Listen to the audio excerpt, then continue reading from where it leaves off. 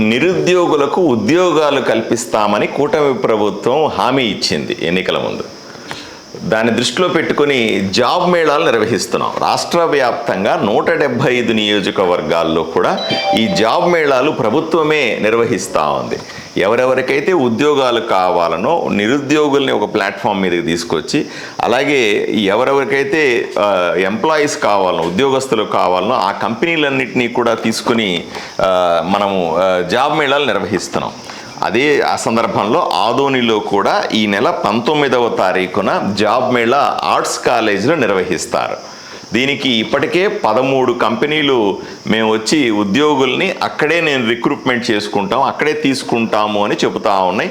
మరిన్ని కంపెనీల్ని తొందరలో యాడ్ చేస్తాం. ఎక్కువ కంపెనీలు వచ్చి ఆదోనిలో ఇటువంటి ఇంటర్వ్యూలు నిర్వహించే అవకాశాన్ని కల్పిస్తాం.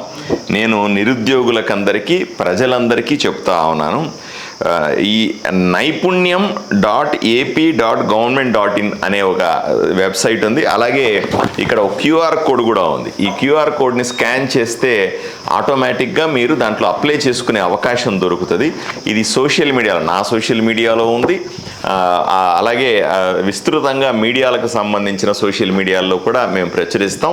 దయచేసి మీరందరూ కూడా దీన్ని అప్లై చేసుకొని నిరుద్యోగులు తప్పనిసరిగా ఎవరికైతే ఉద్యోగం కావాలనుకున్నారో తప్పనిసరిగా ఇక్కడ వ్యక్తిగతంగా హాజరయ్యి ఇంటర్వ్యూలకు అటెండ్ అయితే ఎవరికి నచ్చిన క్యాండిడేట్ని వాళ్ళు అక్కడ తీసుకునే అవకాశం ఉందని మీకు తెలియజేస్తా ఉన్నాను. ఆదోని లాంటి ప్రాంతంలో కానీ కర్నూలు జిల్లాలో నిరుద్యోగం అత్యధికం. వలసలు పోయేది కూడా అందుకే కదా.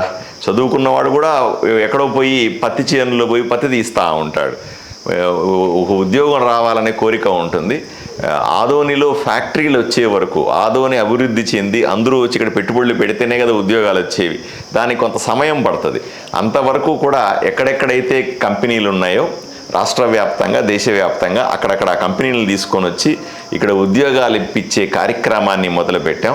స్కిల్ డెవలప్మెంట్కి సంబంధించిన ఆఫీసర్లు, అలాగే ఈ ఏపీ జాబ్ మేళాకు సంబంధించినటువంటి అధికారులందరూ కూడా ఈ 19 దాకా ఈ పనిలో ఉంటారు. ఈ అవకాశాన్ని సద్వినియోగం చేసుకోవాల్సిందిగా ప్రజలందరికీ కూడా విజ్ఞప్తి చేస్తా ఉన్నాను.